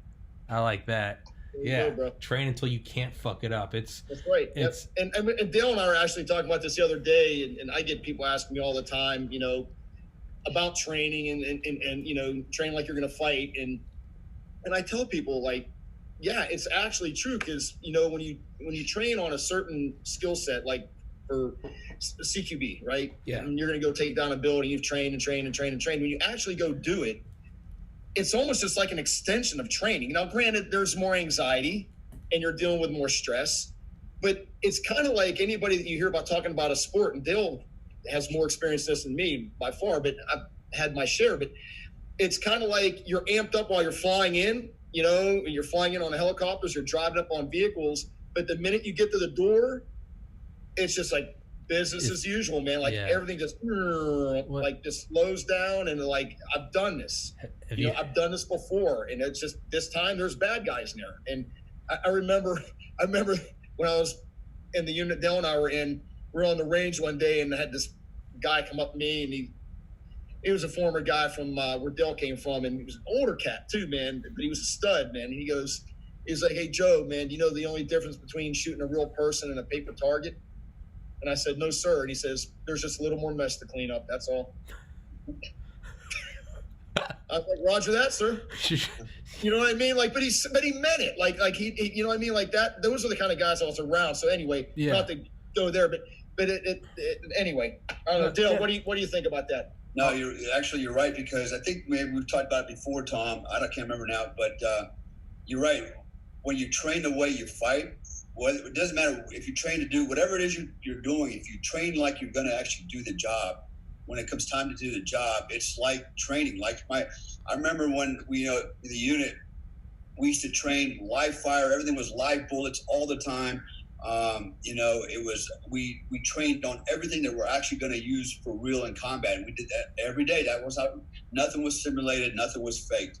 And then I remember one time when we did our raid in the Modelo prison, which is in the book American Badass, Carcel Modelo. When I talk about the infill, it was like very surreal. Okay. The bad guys were waiting for us. We knew they were there. And, the gunfights, started as we were still in the air at a slow hover, and the whole thing was surreal to where it didn't even feel like a real firefight. In fact, it felt like a training operation, a training mission. Nothing ever really seemed real, although it was, and people were dying. But in training, people were simulating getting shot and falling down, right? So you never see bullets anyway. So, it was like everything was like it was a training mission. It didn't get real until after we left the target, and we've already had several birds get shot down and get shot up, and we took casualties, and we got back to the JMAO at Howard Air Force Base. And I was supposed to be the last helicopter out of 15 helicopters to arrive, and we were the only helicopter to arrive. And then we were told, reload, you're going back in, the bird got shot down. That's when it started getting like, okay, now it's real, right? Yeah. So, but to Joe's point, no matter what you do in life, practice, the old saying, perfect practice makes perfect. There's a lot of truth to that. Why? Because you're building that nervous system. You're building, all those things, that autogenic conditioning, either by yourself or as a collective, right? As a team. My team in Delta, for example, my assault team, I mean, we would flow through a building like water, man. We knew what everybody was going to do. I knew what shot a guy would take and he wouldn't take. They knew what shot I would. It was just, we had done it so much. We were like really just one body with different appendages and worked together, right? And so that's what made us so effective, is because we trained so many times, so many different scenarios at it, and we did it in the most extreme manner, right? Live fire bullets shooting around each other, over each other, behind each other, and it just became, a normal occurrence, everything we did. So you can do it as an individual, and you can do it as a collective, and it doesn't have to be just, wartime stuff. So, some of you guys may have never experienced that out there, but it doesn't matter what you're doing, whether you're playing on a football team, whether you're working as a team in a business, right? A group of you, you're on a project together, and your job is to, create widgets or a certain type of service, as a team, you learn, everybody's strengths and weaknesses. It's funny. I was telling Joe and actually my daughter the other day, because we were talking about issues like with team building, and so this kind of falls into the realm of leadership stuff that Joe and I are teaching out there. So anytime you build a team for anything, there's basically 5 phases to team building. Okay, and the first one is obviously forming the team. Okay, guys, we're gonna group up, and here's our mission. This is what we're gonna do together, right? And then the next part is what we call storming, and that's where all of a sudden everybody's trying to figure out where their station is, right? And so there's a little shuffling and jousting and pushing going on, and everybody's trying to position themselves, mostly because they don't understand. They don't understand their job description, right? They don't know what their left and right limits are. They don't know what their space is, right? They don't know where the fence is established yet, right? The fences keep moving, and people keep crawling over each other's fences, right? But once that's all sorted out in the storming process, then the next phase is norming, where we're actually working together as a team, right? And so there's these 5 steps, right? But basically it goes to that. So there's a psychological component to working as a group as well, right? And we're social animals. Bottom line, we're social creatures, just like wolves and horses and everything else out there. There's a hierarchy that we abide by, that we live by, and there's order, and that's the reason we have that, is to keep order, right? So that we are more effective. So you have to be able to work, as a team, and you also have to be able to work unilaterally, independently, right? Ideally, like a Delta Force operator, one of the reasons we were selected is because they want a guy that can not only work as a team and get along with the guys on the team and work as a collective, but also can go out there by himself and do the job alone. And I've seen when that doesn't work. I've seen when you have people that have their own agenda, and it just kind of screws everything up, and it's not very efficient. But anyways, so that's a long answer to Joe's response is train the way you're going to fight, train the way you expect to work. You go to med school, right? They're going to teach you how to do whatever you do, right? To be a doctor, right? And you're going to learn it exactly. Do it this way, Don't wing it because you slept in Holiday Inn last night. I'm gonna do it my way. That's do what you're trained to do, right? And if you do that, chances are you can't go wrong. Yeah. So for to y'all's coaching, so yeah, I have a predisposition to, because I look at stuff like Tony Robbins, and so I have a predisposition to kind of look at it and almost like roll my eyes, be like, because it's like.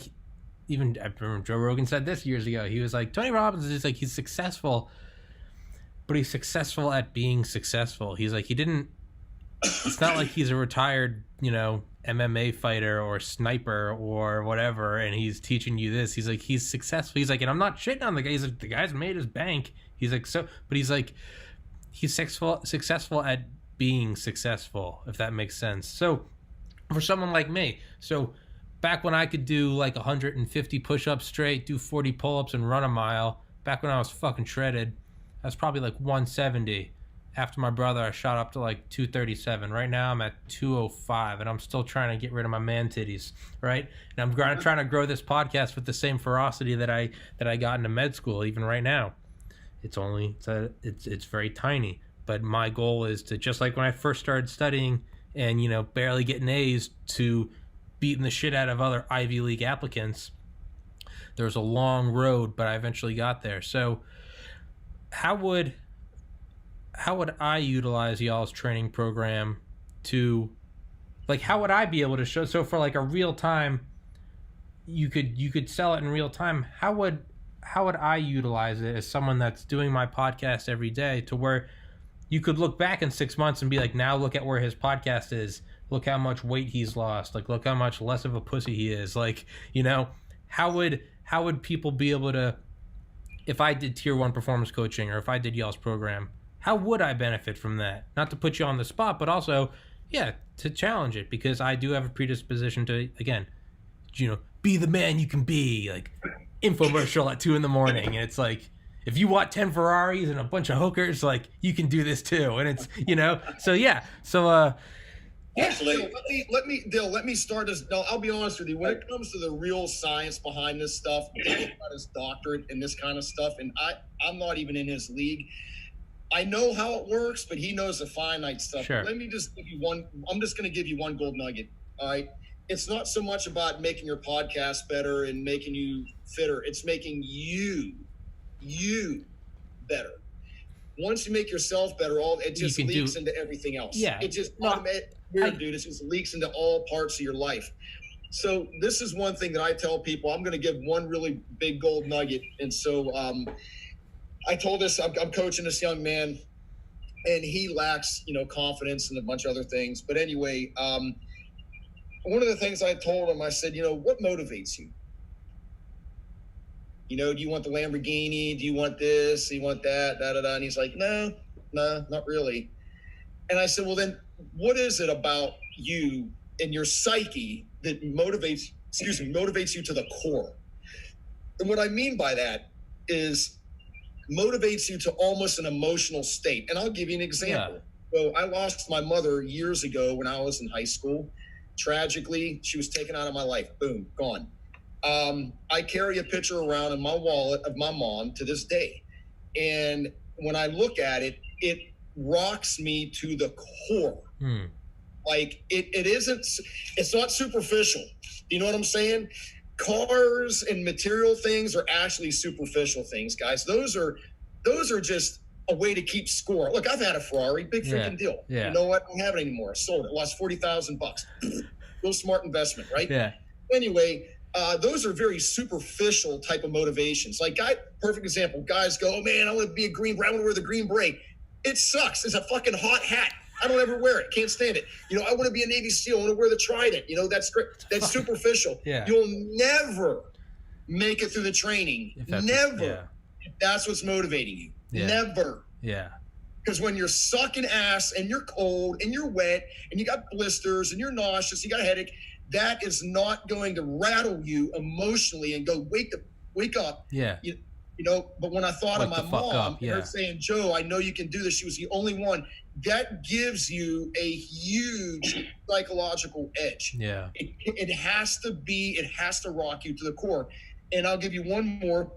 So, and Dale and I we had a mutual friend that died tragically in a helicopter accident that Dale and I were both at. I got off the helicopter. Dale and this other gentleman were going to get on it. The other guy got on it, crashed, and killed him. As one of our dear friends. Anyway, I carry a picture of this guy in my gym bag because every morning, except for Sundays, and I talk about it in my book, he would call me at like 6:30 in the morning, wake up. And he'd already be at the gym. He'd already be at the boxing gym. And I'd be just crawling my lazy ass out of bed. Yeah. When I see his picture, it rocks me to the core. Yeah. When I go to the gym, I open up my bag, there's a little plastic, and his picture's right there. And yeah, dude, I've literally thrown up in the garbage can at the gym and went right back to work. Yeah. Because I didn't want to disappoint him. Like, I know he'd be disappointed if I wasn't putting out 100%. Yeah. So the whole point of what I'm saying is, you want to get the top performance, you've got to find that thing, that one, not two. Joe? Where'd he go? Did he freeze? Joe? He's probably having a comms issue. Oh. I know he was outside on probably using his data, his phone. That's fine. Yeah, you froze. Well, anyways, I'll pick up where you left off. No, I get what you're saying. No, you can't. You know, it's like when I was pre-med, I was never like, I want the white coat. It was like, you don't look at it like that. Even now, I mean, I have my brother's initials tattooed on my shoulder, and for me, it's not like I want to have 10 million subscribers and I want to have a big house. To me, I'm like, I look at pictures of me super overweight, you know, addicted to anxiety pills, and you know, just losing myself, long greasy hair, just, you know, blaming everyone, just the antithesis of what I was in college. And I look at myself, and that's what gets me going. I'm like, it's one thing to fall that low. Like, how awesome would it be if I rose up and conquered? And to me, it's like every time I have someone up, like Delta Force, or on Friday I'm having on nuclear fusion scientists from Oxford University, and it's like every time I get some, to me it's just like, it's just a win. And I'm like, I'm gonna crush it. I'm like, to everyone that said I was down and out, I'm like, I'm gonna come back and I'm gonna destroy it. And like Joe's picture of his mom, that's what I see on my tattoo every day. I see my brother's initials. I'm gonna do it. I'm gonna fucking crush it. Like, I'm gonna, you know, anyone can get into med school and be in good shape. Who can lose a sibling, gain a ton of weight, get on a ton of drugs, and come back and conquer? That's my driving thing. I'm like, that I don't give a whether I have where I am now or whether I have 10 million subscribers. I'm like, I want the same mindset every day. I want the same, like, bleeding hunger. Like, I don't want, okay, I've got to the point, because once you reach the goal, the finish line, you're fucked, because you get to it. You always want to push the goal to go to the next peak. You never want to get there because you're dead. Once you stop, you're like what you said. I'm a shark. If I stop swimming, I'm dead. Yeah. So there's two. So, you know, to expand on what Joe was saying, he's right. So my father was my motivation all my life. Everything I did was for my father. Always. I wanted to, not that I was, you know, I had a great father. Yeah. And I always wanted to make him proud. I didn't want to disappoint him. So everything I did, it was him. Yeah. I did it for him. I literally did it for him until he passed away 8 years ago. And I remember thinking, damn, now what? Now my father's not here anymore. And then I realized now I'm not doing it for my father anymore. Now I'm doing it for my kids. Yeah. And so, you know, I'm not doing it for me. I'm doing it to be the best that I can be for my family. I want to set the example. But, you know, to your point, what can we do to change and make you a better person? First thing we do is I have you challenge your paradigms. All right. Forget all the nonsense that you probably learned all your life, all the bullshit, you know, the you know, that people have beaten your head. Yeah. You know, you have to challenge all of that and ask yourself, is it really valid? You know, and then, like, for example, growing up, you know, in my era, I always felt like, okay, when you're over the age of 30, pretty much you got, you know, one leg in the grave. You know, you're an old man. That was a mindset, right? And probably so, because at that time a lot of guys weren't as fit as they are today. And so I kind of grew up with that thinking. And then what happened was I was fortunate. I was very lucky because when I went to Delta as a very young man at the age of 23. I started looking around and looking at all these old dudes, and I'm like, man, these guys are studs. Man. Yeah. They're old, but they're freaking studs, man. Yeah. And I'm like, okay, they just broke that paradigm for me. Yeah. I just realized, no, man, you know what? That's why I'll be 57 next month. And I'm like, you know, I'm setting the example for, you know, hopefully a lot of other people out there. You know, I'm just getting started, man. Yeah. I'm not as good a shape up as I once was. I'm stronger than I ever was. I'm in great shape. You know, I don't run as fast as I used to by choice, but overall, I'm just as healthy as I was when I was in my 20s. I have nothing wrong with me. Look, I've been injured. I've been fragmented by, you know, I got fragmentation wounds in my body. I've had concussions. I've had a lot of stuff happen to me, you know, helicopter crashes, broken bones, but nothing ails me. Nothing has slowed me down. Nothing. To this day, I'm not waking up in the morning and go, oh, my back, you know, from the helicopter crash, my knee, you know, so it's because of a certain mindset. So the first thing you have to do is we have to change we have to have you challenge your paradigms, and we'll go through that process with you, and then you'll start to realize through through introspection. Okay, you start evaluating your inside. You go, oh, man, these are my weaknesses, these are my strengths. We do the SWOT analysis, right? Strengths, weaknesses, opportunities, and threats, and then you do this analysis, and we got many things that we use, tools for this, so that you can kind of self-evaluate, and we can help evaluate where you are, and then pick out the direction that that you want to go, and help guide you there. But you're right. So Joe's right. You have to have something to motivate you. Okay, most people, you would think, they have family, especially, children and a wife or a husband, that they would go, you know what, for them, I am going to be the best that I can be, and do all I can. If you're a parent, you would think that they would go, and actually a lot of parents do. Most parents are like, they'll do anything for their kids, right, to make them better than them. But I'm like, you know what? Why are you not making yourself better by example, right? You can make your kids better, and you can make yourself better, right? Rather than going, hey, don't do as I do, do as I say. Yeah, do as I say, not as I do. Right? This is where we're going about the self-leadership thing. How the hell can you lead your kids? You can't even lead yourself, right? And so you're looking at your kids and you're wondering why they're, why they're a train wreck. It's because you're the blame, right? And so there's so many dynamics at play here, and this is what Joe and I have been trying to, have sorted out, and we've come up with different programs to include programs for kids. When we say kids, we mean like teenage boys, around the age of 13 to 17. Sure. They're in their they're in their impressionable years, their hormonal years, right? And I think in those years, it's going to make or break them. Before, if they're going to go to college, how they do in college is depend on how they entered college, right? What their mindset, their self-leadership skills, if they even have anything, if anybody even beat them into. My dad did, and my dad literally beat them into me with a damn army belt. Yeah. Like if I stepped out of line, I got a beat, Yeah. And my mom. I had me and my brothers, we physically learned how to shut the fuck up. Well, it's not even. I know what you mean. We physically learning, right? learned and we physically learned with a wooden spoon. And look, it didn't make me, it didn't make me a psychopathic killer. Anyways, I'm not a mass murderer. I'm actually done very well, and if you ask my ex-wife, she'll tell you otherwise. I'm not stable, but I'm quite stable. Whatever.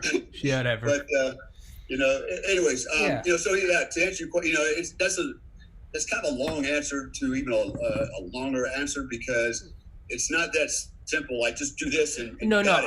I get that. Yeah. When I worded it as, how does my podcast get better? How does my how do I it's better by changing you? But that's right? What I mean. I didn't mean to be like, they're going to tell me how to do a podcast and they're going to tell me how to diet. No, I get that. Because even in college, like when it wasn't just that I knew how to lift weights or I knew how to invest. It wasn't just that I knew how to study for organic chemistry or I knew how to diet. It was very different. To me, there was a couple things you had to do. It was 8 hours of sleep. It was exercise. It was a cold shower. It was meditation. And it was eating less than you want to eat. And it was, if you could do that, your mind would get so laser focused, it would turn into a knife. And then it didn't matter what you were doing. Like the research I published, that was research with nickel toxicity on fish. That is not what I give a fuck about. I didn't give a fuck about it before, not during, and not after. All right? But I knew that would help me get into medical school, so I did it. If you looked at me as just some like meathead and you're like, you published this? Like, yeah. And it's, well, how did you get good? I didn't get good at doing research with fish. It was like 1,800 hours of research. No, I got good at honing my mind to do anything. Since I've moved home, I went from just this like meathead to science-minded med school, also got into pharmacy school. What did I do when I came home? I taught myself graphic design to the point where I was making stuff for like DJs in LA. And then I was like, I want to make a podcast. So I get that point where it's like, no, you're not learning all the, it's not like, hey, how do I learn how to hit that target and the target after that and the target after that? You're going to teach me how to use a scope and then I'll be able to do all of those, whatever I want. So I get that. It's how do I get the mind and then I can do whatever I want. I can get good at sewing. I can Well, you know what it paint. is, Thomas, too, and I'm learning this as Dale and I have been talking. And I hate to say this, but man, I don't know if you guys agree or not, but just talking about the male population, guys have been emasculated. The pussification of America. I hear it from my female friends, from my cousin, everybody. We're the real men. We're okay. I surround myself with real men anyway, so like I kind of see it, and I don't though. I see it when I'm out and about, but my circle of influence are real men like Dale. Like he's a man's man, right? Yeah. And so what we're trying to do with this, you know, let's face it, the majority of our coaching is going to be towards the male population. Yeah, I mean, that's fine. Well, you're males. Yeah. So, yeah. and it's not that we're doing it by choice, but I mean, of course we take on female clients, but the bottom line is men relate to us better than a woman would. Well, yeah. But what we're doing is, to be quite frank and to shrink it down, we're empowering a man to be a man. Yeah. We're giving you the tools that can shape your person to be a better man, and to have the confidence. Look, and Dale will tell you this. I'm sure you do too. You've had this happen yourself. You know, like when you work out, right? You know, I actually get euphoric feeling knowing, like right now, if you were to say, Joe, go out and run 10 miles, I can't. Joe, go out and swim 2 miles, I can't. There's a power to that. Like it's a confidence that it gets into your whole psyche. And that's why Dale was saying it's the mind, body, spirit, but spirit, not so much in the religious, but the ether, as Dale would call it. And that's the energy, right? But it's a combination, just like the fitness triad, you know, nutrition, exercise, and rest and recovery. If one of those legs are missing, it don't work. The whole thing's fucked. Well, it's the same with what we're doing. You may be, you know, this and this, but if you're physically a mess, it's not going to work. Yeah. You know what I mean? You may have the right mindset, and you've got to have it. All the pistons have to be firing for optimal performance. Yeah. If two are firing, sure. Maybe you got a 500 horsepower engine that's running at 400 horsepower. But if we tweak this one little cylinder, now all the cylinders are firing. Now you're rocking and rolling. Brother. Yeah. You know what I'm saying? Yeah. And that's what we do. We tweak, and it's all there. Yeah. This is the scary part.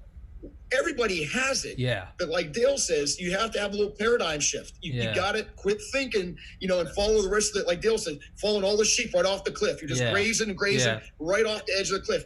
You got to tweak your thinking a little bit. You know, lift your head up and kind of see what the hell's going on around you. But that's all it is. We're just tweaking the engine, and that's why we call it mind-body engineering. Yeah, and because we're working on your mind, your body, and the ether. That's it. Because we've done it. And I'll be the first to tell you, I don't have nearly, not even close to Dale's education, but, you know, I've got experience, you know, just like Dale does. Yeah. And so I would rather be taught by someone like myself that's been there and done that. And like, have I failed? Sure. Everybody fails, you know, and that's a part of being a man. Yeah. Looking in the mirror and say, I've fallen on my ass, but I got up. Yeah. Yeah. You know? No, fail. I can't stand these people that say, I've never failed. Really? Then you haven't pushed hard enough. Never failed with that shit. Then you need to be coaching me because I don't know how you could possibly be a grown ass adult and you've never failed. But I'm gonna tell you how. You've never done a damn thing. Yeah. How does that saying go? A knight in shining armor. He's never had his armor tested. Yeah. What did Elon Musk say? Right? What did Elon Musk say? If you're not if you're not failing, you're not innovating enough. He's like, if my rockets aren't blowing up occasionally, then I'm just not going balls to the walls. But he'd literally be like, so when they'd be like, how would you feel about that failure? He'd be like, fantastic. I know that, you know, he's like, I go to the point of failure, and then I'm like, okay, and then we bring it back 1%. Everybody's afraid of that word. Yeah. Yeah, no, dude, failure is your best fucking friend, man. Failure is your best fucking friend because it's only absolute if you accept it and go, I failed, and now it's finished forever. No, failure just means... Like, dude, I don't know if you ever read the story about Dyson. Dyson vacuum cleaners. I've read it. You're breaking up. To fail to learn how to know what you're doing wrong to succeed. You know, there's nothing wrong with failing. Joe, your image froze again. There you go. You're back. You're saying, you gotta... It's, you there, Tom? Yeah, I'm here. Can you hear me? Guys, just an FYI, I'm in the boonies. Yeah, I'm in the boonies. You're fine. I apologize. I'm in the boonies right now, kind of like my little fallback place. No. You should apologize, Joe. Fuck you. Yeah, no, no, dude. If you're not, I mean, dude, you have to get rejected. If every person I ask to come on my podcast says yes, then I'm not aiming big enough. I told Dale, fucking. Once I got Dale to come on my podcast, I was like, oh shit, I got a Delta Force guy. And I was like, so I got to start aiming higher. So what did I do the next day? I sent an email to retired General Mattis, and I got a fat no. But I got a response from Mattis' secretary. She said General Mattis laughed and said he's flattered. Okay. Yeah, but I was like, okay, bring it back a little bit. Mattis said no. So I asked someone else, said no. Got a little lower. Got a scientist from Oxford, and he said, yeah, I'll do your podcast. And I was like, boom, there we go. And now I'm going to start going forward from him. What? You should ask Matt, hey, man, you going to let a Delta Force guys outperform you? The thing is I sent an email to him, and I was like, hey, I would like to talk to General Mattis for my podcast, and, like, I didn't get a response. And so I was like, shit, well, I was like, he's a paid speaker. So, like, a week went by, I didn't hear back anything. So I was like, so I sent another email, and I said, hey, would General Mattis like to do my podcast? 30 minutes. I won't bring up war. I won't bring up politics. I just want to ask him how is he staying sane during retirement. Got a response an hour later, and I was like, okay, I'm tweaking it. And it was he General Mattis laughed. He said he's flattered, but he's far too busy. He's making bank doing talks. I get it, but I was just like, okay. But then I was like, okay, bring it back a little bit. Now I got to go a little lower. But yeah, no, I should have played on and been like, hey man, these Delta Force guys said you're a pussy. I'm just, not. They're calling you out. So. Yeah, man. Yeah, man. My cousins. You know what's so funny though, Tom? Yeah. Tom, you know what's so funny? It's just like a good analogy too. Is like when guys go to the range and shoot, right? Yeah. Everybody wants to have that pretty little target with a hole shot out of the center of it, right? And this is what I tell people all the time: you're shooting too freaking slow. Yeah. If you're doing that, you need to speed up your shots. You got to find that balance between speed and accuracy. Yeah. And I shoot at least once or twice a week. Yeah. I mean, I do a lot of shooting. So I will shoot and purposely shoot faster and take my rounds outside of the A zone. Yeah. Just to dial in my speed and then bring it back a little bit. Yeah. That's how you get better. And that's a perfect analogy because they'll probably seen it too. These guys want to have these pretty little targets. Like, dude, that's not impressing me. All that tells me is they're shooting slow and you know all the 7 fundamentals. That's about it. Yeah. But when you start spreading out your runs, that's telling me I'm trying to shoot faster. I'm trying to get target acquisition quicker, trying to get on the trigger faster. That's what you need to be doing. Yeah. When you push yourself past your limits, then you reel yourself back in, push past, reel yourself back in, and then that limit grows and grows and grows. That's how you have to go past. Yeah. You got to go past to get better. If you're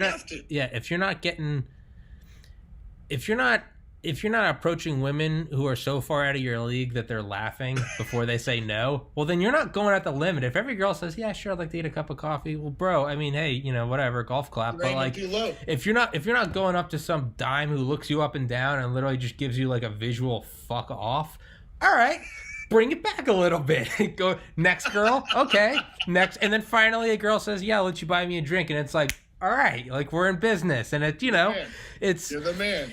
But that's how you got to do it, dude. That's what failure. I mean, literally working out. It's the mindset, Tom. Yeah, lifting weights to failure. It's literally called to failure. Like you get to that point. There's a reason they call it that. Yeah, but like you said, man. I didn't make that shit up. Yeah, the fucking pussification of America, man. We had every guy's like, well, I'm not too sure if I want to fail at that thing. I'm like, dude.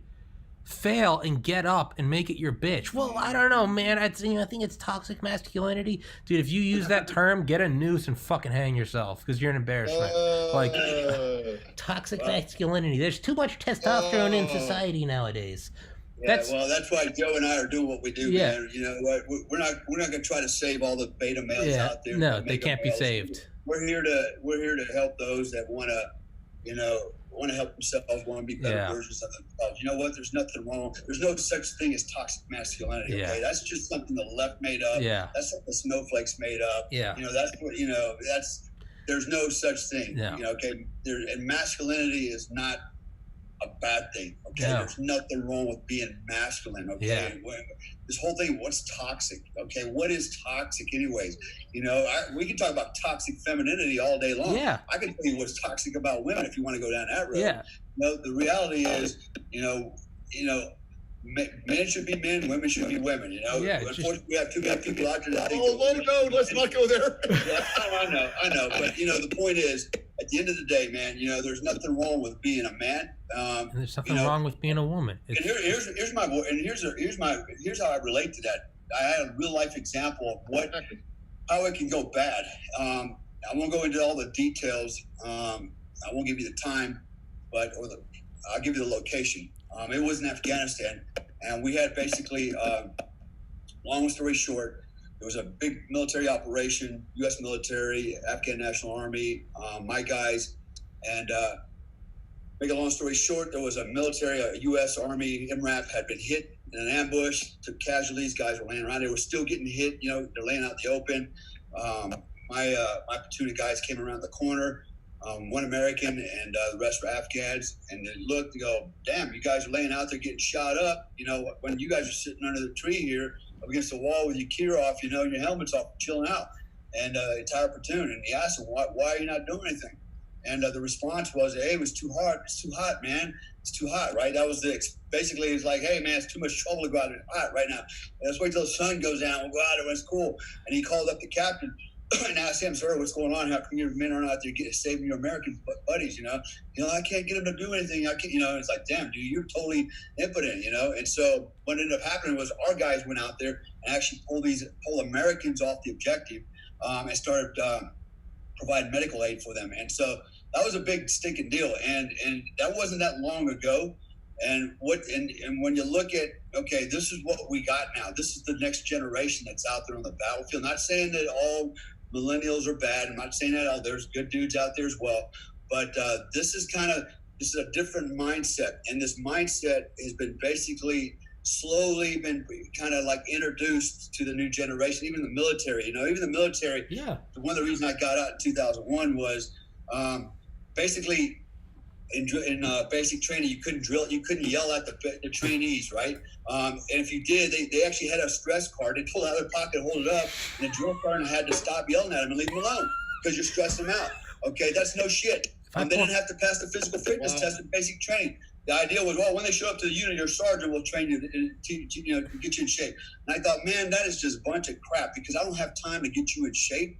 It got worse, right? Even on the special forces team, they took out the requirement to know how to swim. They're like, well, if you don't know how to swim, when you go to your team sergeant has to teach you how to swim. And I actually had a water team. And I'm like, dude, if you show up to my team today, we might have to deploy tomorrow on a water mission. If you can't swim, I can't use you. So you shouldn't show up to my team untrained. But that was the mindset, right? And the whole gentler army came, starting to come about, and that's where I decided that's it for me. I'm out of here. And that has never really gone completely away, And I'm not trying to say that everybody falls in that category. There's some good dudes out there, some good soldiers out there, but there's a prevailing attitude, and we've all heard it, man. We've all heard everybody gets a trophy attitude. There's no losers. Everybody's a winner. And be kind, be sensitive. Come on, man. You know what? It takes rough men, man. It takes rough men to fight wars. And we're not. That generation is lost, man. I have the utmost respect for those that fought in World War II, World War I, even the Vietnam and Korean Wars. Those guys were still, those were still men's men. And there's been this whole new society, and I don't know where it started. I don't know if it started with Dr. Spock, but this whole mindset that we've got to be, we got to be kind and gentle, and we're all equal, and we have to cut the boys' nuts off, so they can be with the girls, and come on, man, we're killing our society. While we're doing that to ourselves, that's not just American society; it's the West. You go look at the East, man. You look at the Russians, the Chinese, you look at Russia, the North Koreans, even the Afghans, the Taliban, how they're training to fight. They're fighting the way we used to train in the 50s and 60s, man. Yeah. When we were churning out pipe hitters, they're doing now what we were doing then. Yeah. And it's flipped, man. And so, and people don't think that's a big deal, and the average person that's sitting on the couch, they just can't they just don't grasp that concept because they're sitting in the cozy living room, you know, and even now there's a coronavirus war going on. I think that's what you want to call it, you know, and they're like, oh, I'm scared. I hope the coronavirus doesn't invade my house and kill me. And I end up in the hospital, and they're hoping to God that somebody's out there fighting the war for them, which they are. You know, you got first responders out there, doctors, soldiers, everybody, you know, doing their part. But while the sheeple can sit at home and judge, right? Yeah. And so, you know, what we want to do, and when I wrote my book, I'll shut my mouth here in a second. You know, like to talk, dude. When I wrote my book, American Badass, you know, I got a lot of blowback from, not a lot, but there's some people that, you know, gave me a hard time, you know. Actually, some good friends of mine were like, you know, a real badass doesn't have to tell people he's a badass, you know. Everybody knows that, so we're no longer friends. I'm like, wow, you're an idiot because that was your nickname. Don't judge the book by the cover. But that was your nickname. That was guys on the show gave you that nickname. Exactly. But the point of the book was not to show you that I'm a badass. It was actually, I jokingly tell people, is to show you that I'm a good ass. Right? Yeah. And I don't mean in a sexual way, okay? Yeah. Maybe. But, you know, the point to all that is, being a badass American is about being a good patriot, a good citizen, a good soldier, a good father. You know, those are the things that embody what I think is a badass, right? Being a badass, being a troublemaker, you're a dumbass, okay?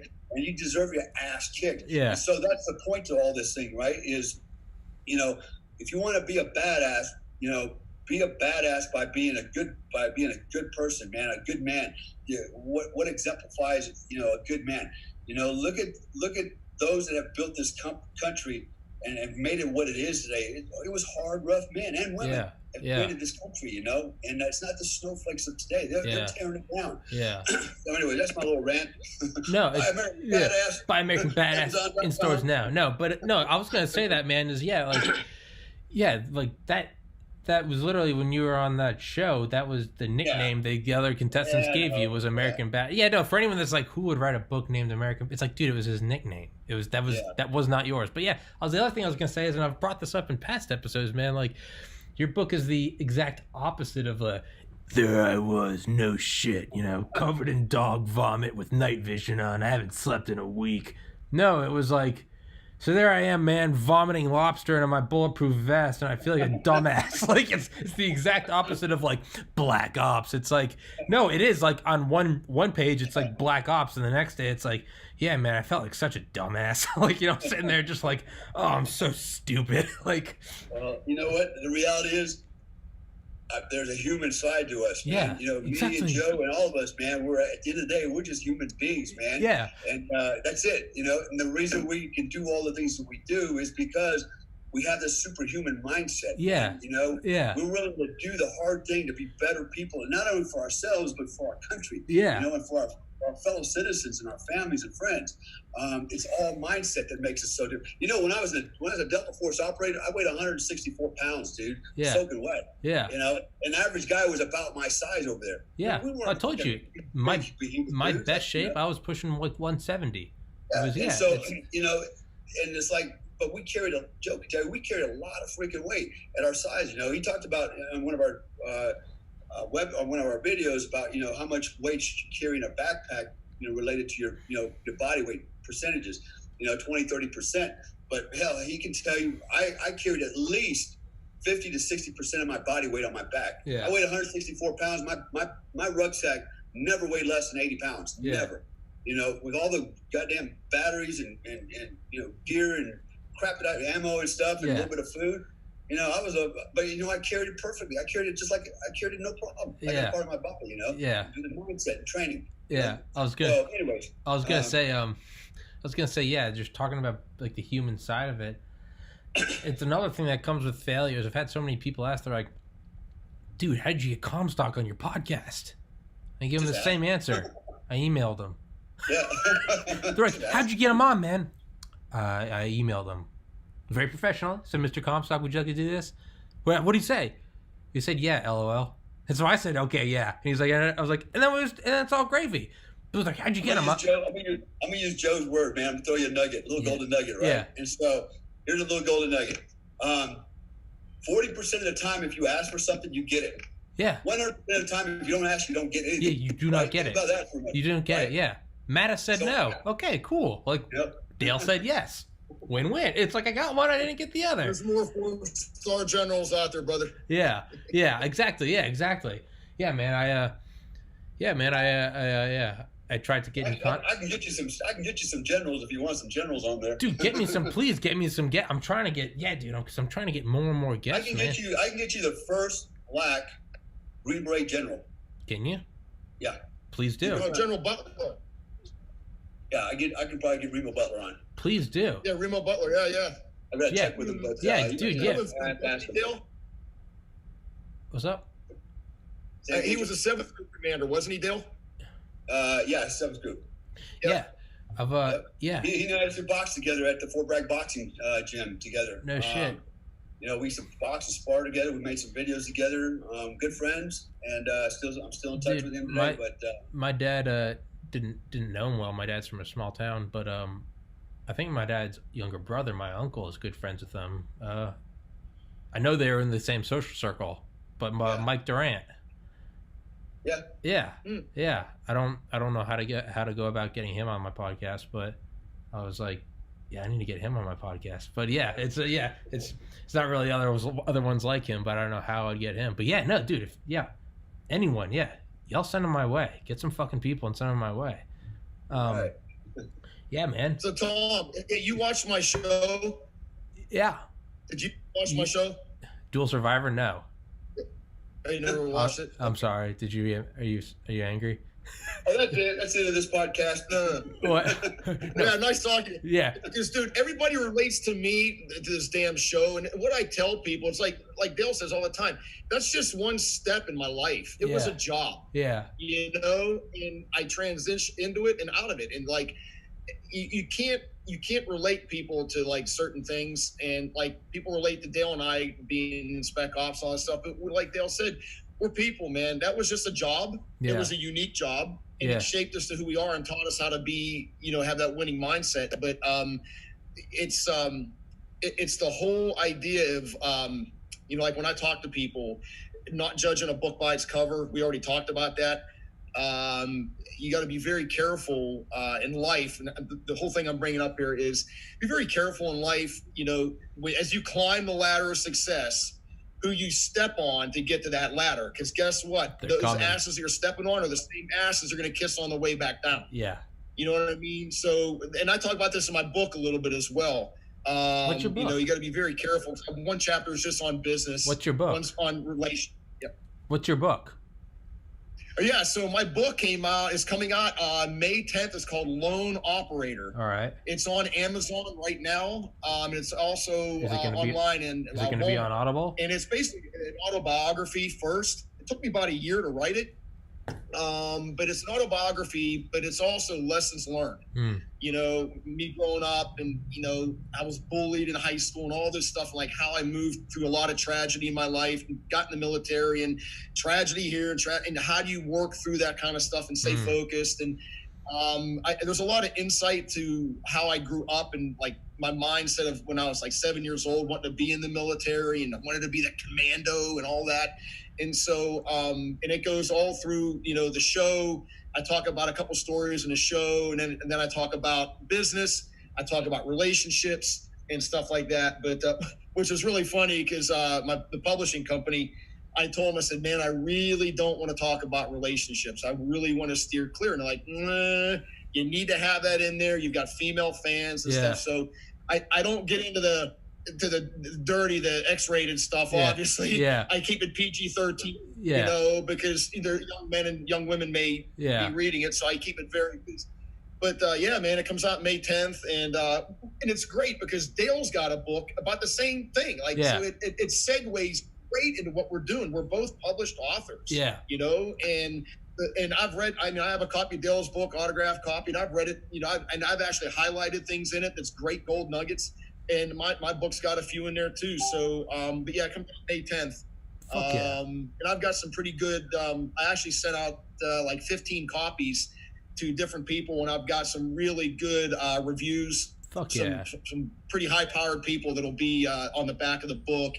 And but yeah, man, it was It was a lot harder than I thought, actually, because I'm not, I didn't do, I'm not an English major. Yeah. But I had a guy help me, Liam Wolf, and he's a former Navy intel guy. So what I was talking about, I didn't have to explain to him what words meant, intel and, exfil and infill. He already knew it all. So he basically, I wrote the book, and then he kind of put it together for me, like, hey, you need something here. Yeah. Like, you went from here to here. What happened? Yeah. So he was a huge help. Fuck yeah. But yeah, man, it's I'm real proud of it, man. I never thought I'd be a published author. I didn't think that'd be one of my accolades. Yeah. But yeah, pretty proud of it. Yeah. Yeah, man. Yeah. Well, yeah, I never fucking thought I would have started a podcast. Yeah.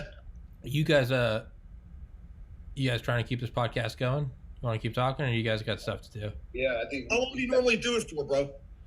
Yeah. Well, yesterday I did one for 30 minutes, and I've done one with some guys, Air Force guys, 4.5 hours. So it doesn't matter.